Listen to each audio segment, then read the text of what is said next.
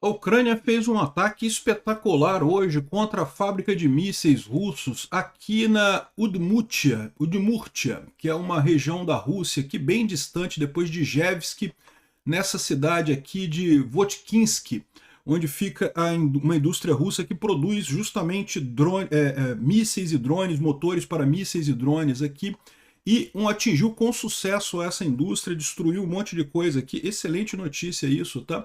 Primeiro porque é um ataque espetacular, a distância é muito grande, e aparentemente foi feito com flamingos. Os mísseis de cruzeiro ucranianos conseguiram chegar aqui na Udmurtia, que é realmente bem longe, né? Também teve ataques ucranianos aqui em Samara, também em Mordova e em Kazan também. Outros ataques foram aqui no sul da Rússia. Então um ataque muito grande ucraniano de ontem para hoje.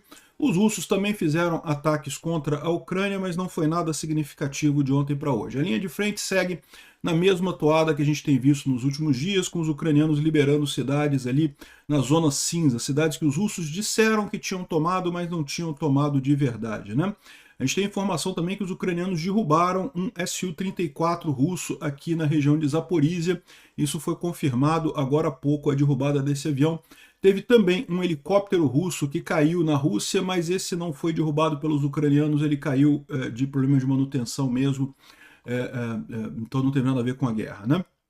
Bom, do ponto de vista diplomático, a Hungria e a Eslováquia estão brigando com a Ucrânia porque querem continuar mamando o Putin, né? Tanto o Fico quanto o Orbán são muito viciados em dar para o Putin, então eles querem continuar mamando o Putin e daí estão ameaçando a Ucrânia por conta disso. A Hungria bloqueou o empréstimo de 90 bilhões de dólares que a União Europeia aprovou para a Ucrânia, que começaria a valer agora, foi bloqueado pela Hungria, alegando que a Ucrânia travou o transporte de gás da Rússia para a Hungria, sendo que o gasoduto foi danificado pela própria Rússia, ou seja, não tem como a Ucrânia resolver isso. A Ucrânia está oferecendo uma alternativa de exportação através do porto de Odessa, indo para Hungria e Eslováquia, com petróleo de outros lugares e não da Rússia. Vamos ver no que dá isso daqui, né?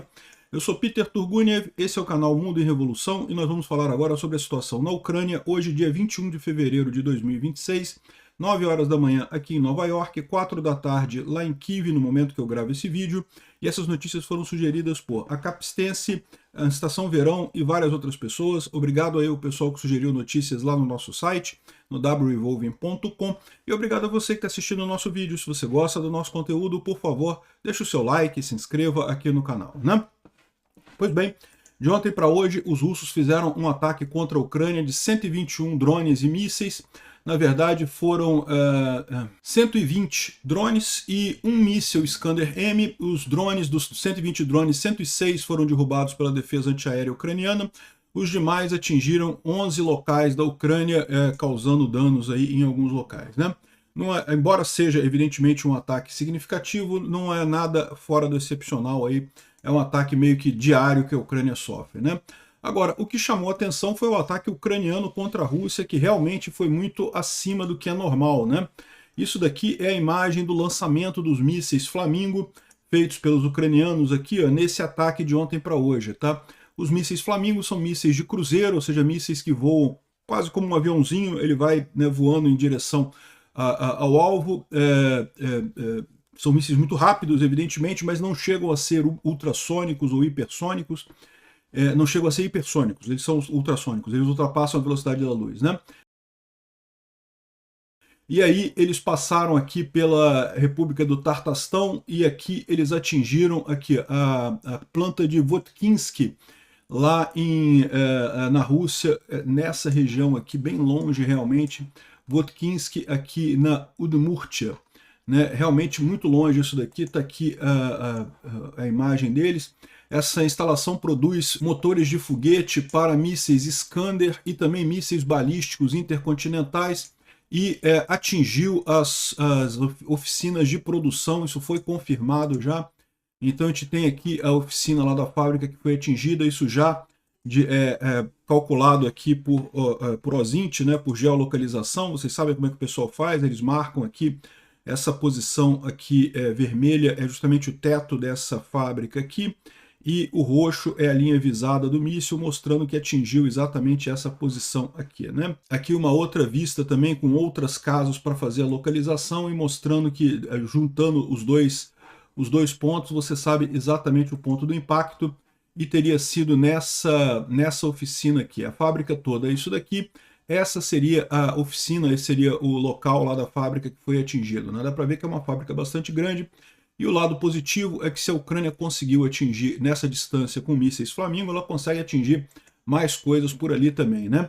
Os russos estão furiosos essa manhã que a Ucrânia conseguiu atingir uma das principais fábricas de mísseis, né? Com os mísseis que foram feitos pela Ucrânia, né? Com o Flamingo, que foi um míssil desenvolvido pela Ucrânia durante essa guerra, né? Ou seja, uma distância de 1.400 quilômetros, o que é uma boa distância isso daí. E aí a grande dúvida dos russos é cadê a defesa antiaérea? Porque, veja, mísseis de cruzeiro são relativamente fáceis de abater pela defesa antiaérea. É por isso que os mísseis balísticos são mais perigosos, eles são mais difíceis de serem interceptados, né? Depois que a Ucrânia passou os últimos 4 anos destruindo as defesas antiaéreas russas, um dos bloggers militares russos mais populares está perguntando por que não tem defesa antiaérea? Não tem defesa antiaérea porque a gente destruiu, pô. Tá aqui o cara falando aqui, ó. É o Dois Majores, né? Um dos principais bloggers russos, né? Qualquer ataque ucraniano na Udmurtia levanta questões sobre a organização das defesas antiaéreas. Como isso, seja lá o que for, que voou mais de 1.400 quilômetros sobre o nosso país, contornou todas as defesas antiaéreas, como isso não é uma pergunta retórica, né? Ou seja, o que está acontecendo? Tem que punir quem fez isso, não sei o que lá. Pois é, quem fez isso, meu amigo Dois Majores, foi o Putin, com a ideia idiota de invadir um país pacífico que estava do lado deles, né? Enfim. Além disso, os ucranianos atingiram também a planta de processamento de gás Neftogorsk, na região de Samara. Então, além desse ataque aqui, que foi muito significativo, tem esse ataque aqui também em Samara. Essa planta de processamento de gás aqui, Samara, é uma das principais regiões produtoras de petróleo da Rússia, tem várias unidades aqui, várias refinarias e unidades de processamento de gás. E está aqui a imagem da explosão dessa unidade lá em Samara, né? Aqui tem também mostrando o Firmes da NASA, né? O Firmes da NASA é aquele satélite que detecta queimadas, né? Que detecta incêndio em solo, mostrando aqui que a planta de processamento de gás de Neftogorsk também está pegando fogo ali, né? Aqui mais uma imagem aqui desse incêndio por ali, né? Além disso, teve um ataque aqui na Electropyramitel, uma planta de eletrônicas, né, de coisas elétricas e eletrônicas ali e na Mordóvia. A gente está falando aqui, ó, de Saransk, na Mordóvia. Essa região aqui, esse aqui é o Oblast da Mordóvia, na cidade de Saransk, e aqui essa indústria também foi atingida. Ela produz principalmente equipamentos para elétrica de potência, ou seja, transformadores e retificadores, esse tipo de coisa, inversores, e é muito usada para produzir componentes para a indústria militar russa. Então aqui nós temos também aqui um grande incêndio nessa indústria, também atingida pelos ucranianos, né? Então, ótima notícia isso daqui. Então, impressionante os ataques ucranianos aqui em vários lugares da Rússia. Além desses ataques que a gente falou aqui, teve também mais drones vistos aqui em Ilsk e também aqui em Rostov-on-Don, outros 2 locais atingidos por drones ucranianos de ontem para hoje, né? Pois bem, além disso, a gente teve a informação aqui do Estado-Maior ucraniano que entre os dias 17 e 19 de fevereiro, vários elementos de infraestrutura de energia na Rússia foram atingidos, né? Houve ataques com HIMARS em algumas unidades termoelétricas, Belgorod, não sei o que lá, e também drones atingindo outras unidades aqui. Então, a Ucrânia detalhando aqui os ataques que houve entre o dia 17 e 19. A gente já falou sobre eles aqui nos dias que a gente fez o vídeo, né? Uma outra boa notícia hoje, tá? Um avião Su-34 foi destruído sobre a região temporariamente ocupada de Zaporizhia ontem, às 23h20. Né? Primeiro teve uma mensagem aqui enigmática do Fighter Bomber, né? O Fighter Bomber, ele sempre falava, né, voo eterno quando algum piloto russo morria. Ele parou de falar isso porque o pessoal sacaneava ele sempre que ele falava isso, quer dizer que morreu o piloto, né? Aí ele parou, mas ele botou uma imagem aqui de um avião Su-34 e um sinalzinho de continência, e daí o pessoal já inferiu que parece ter alguma coisa, parece que caiu o avião, e depois foi confirmado que o avião foi derrubado ali na região de Dnipropetrovsk, perto de Zaporizhia, e acabou caindo ali na linha de frente, né? Então uma boa notícia para os ucranianos. Outra notícia também é que caiu um helicóptero russo, um Mi-8, na região de Yamal, lá na Rússia. Isso aqui não foi ataque ucraniano, o helicóptero caiu de Maduro mesmo. Bom, é o que eu falo para vocês, né? A guerra está, sem dúvida alguma, piorando a situação da Rússia, né? A Rússia está cada vez mais com dificuldade de manter a manutenção das suas aeronaves, e inclusive coisas civis, né? Então acaba caindo essas coisas e dando problema. Não deixa de ser uma ajuda para a Ucrânia também isso daqui, né? Bom, as forças ucranianas na linha de frente destruíram vários tanques e veículos armados, e mais uma tentativa russa de avanço ali em alguns lugares ali na linha de frente. Aqui na verdade, um resumo aí dos últimos dias aqui da Ucrânia. O que a gente tem visto na linha de frente propriamente dito é a continuidade daquele avanço ucraniano ali na região de Ruliapole, com os ucranianos avançando cada vez mais, chegando mais próximos aqui e retomando regiões que os russos disseram que tinham tomado, mas na verdade não controlavam ali perto de Ruliapole, né?